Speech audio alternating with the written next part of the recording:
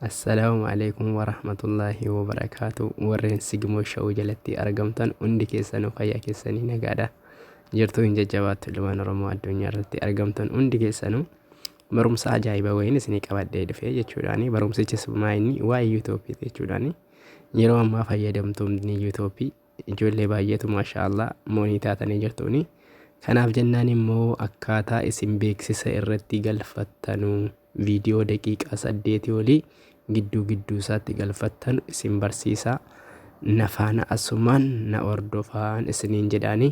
Warreen maatiinaaf hin taanes immoo akka maatiinaaf taatan laayik sheer akka gootan viidiyoo kana ijoolleen hin beeknellee hundinuu akka baratanu isin affeeraa. Isinis nama hin beekne walii affeeraati wal barsiisan isiniin jedhaani. Maal seetanii awwala dhuftanii kiroomii kana seentu jechuudhaani. Kiroomii kana keessa seentu. Yeroo kiroomii kana keessa seentanii maal gootu as dhuftuuni kunoo bakka kana hin beektu as dhuftanii xayyib kunoo akka kanatti intinaa godhattuuni search eega search gootanii as dhuftanii asitti desktop sayidhu kanarratti yes kiroomii keessa dhuftu jechuudhaani. Hundi keessanuu silaa hin beektuuni as dhufuun isin hin dhibu hunda keessanuu jechuudhaani. Ammas maquma kiyya kanarratti bakka suuraan kiyya jirtu asirratti kunoo amma YouTube studio bakka jedhu kanatti asirratti ni okay. Eshi ammas dhufeera jechuudhaani. Erga na dhufee ka'inii kunoo bakka kana argaa jirtu jechuudhaani. Bakka viidiyootti kana jechuudha. Isiniifan guddisaanii kunoo bakka kanaa jechuudha. Kunoo asirratti caanni goonaa jechuudhaan. Asirratti yeroo rukunnee akka kanatti fidaa jechuudha viidiyoo. Viidiyoo akka kanatti fidaa jechuudhaani. Yeroo inni akka kanatti fidee maal goonan immoo viidiyoo keenya keessaa jechuudhaani. Kan kiyya amma beeksisa hin qabaa jechuudhaani. Beeksisa gidduutti seensiseen jira jechuudhaani. Ammas beeksisuma dabalataa jechuudhaani. Beeksisa dabalataa viidiyoo kan argaa jirtu kunoo isiniifan akkas ol qabaanii viidiyoo kanarratti jechuudhaani. Viidiyooma kana kunoo bakka barreeffama kanarraatiin gadi qabduuni. Yeroo akkas gadi qabdan kunoo argaa jirtu mallattoo doolaaraa S ka jettu kana jechuudhaani. Monetization jedhaani. Kanarratti akkas rukunnaa jechuudhaani. Erga akkasitti rukunneenii kunoo argaa jirtu jechuudhaani.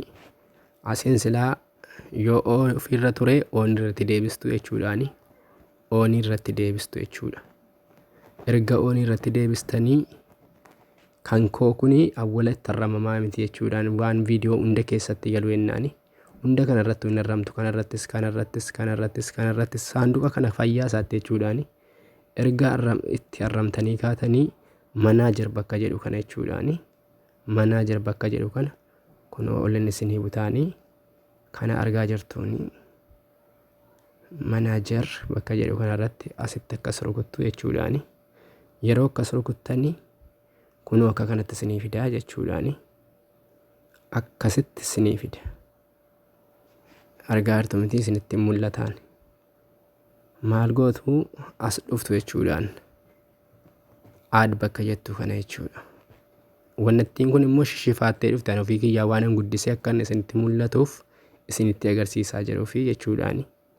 Baay'ee xixiqqoo jechuudhaan of eeggannoo barbaachisan bakka itti dilatii jettu kana immoo of eeggachuu qabdudha. Isii kanarratti akka rukunneeni aad bakka jettu kanarratti asirratti kunoo akkas aadii goona jechuudhaani. Erga aad goonee kaanee as gadi buunan jechuudhaan jalatti. Yeroo jalatti gadi buune argaa jirtu mitiini asiin kunoo wannattii masmaratti kan argaa jirtudha.